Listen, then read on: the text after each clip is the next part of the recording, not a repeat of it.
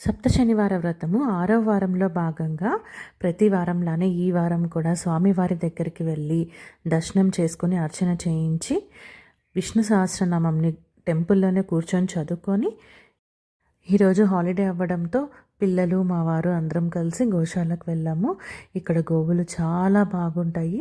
ఒక టెంపుల్కి వెళ్ళిన ఫీలింగ్తో ఉంటుంది. వెళ్తూనే అలా గంట కొట్టేసి దండం పెట్టుకొని గోవులన్నింటికి మేము తెచ్చిన మా స్తోమతకు తగ్గంత ఆకులు, అన్ని ఆకురలు కూరగాయలు అన్నీ పెట్టేసి వాటికి దండం పెట్టుకుని ఆశీర్వాదం తీసుకున్నాము.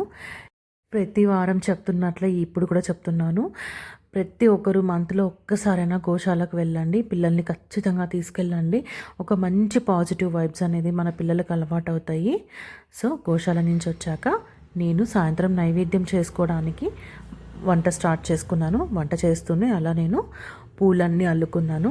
కలసదేవతకి ఎర్ర పూలు చాలా ఇష్టం కాబట్టి అమ్మవారికి, కలసం అంటే మనం అమ్మవారిగా భావించి పూజ చేస్తాం కాబట్టి ఎర్ర పూలతో మంచిగా మాల చేసుకున్నాను. ఇంకా స్వామివారికి తులసి దళాలతో పూజ చేసుకున్నాను. నాకు నా ఫ్రెండ్స్ కానీ అలా నాకు తులసి దళాలు మాకు దగ్గరలో దొరక్కపోయినా అందరూ తెచ్చించారు. మా బాబు ఇలా చిన్న చిన్న సహాయం చేస్తాడు.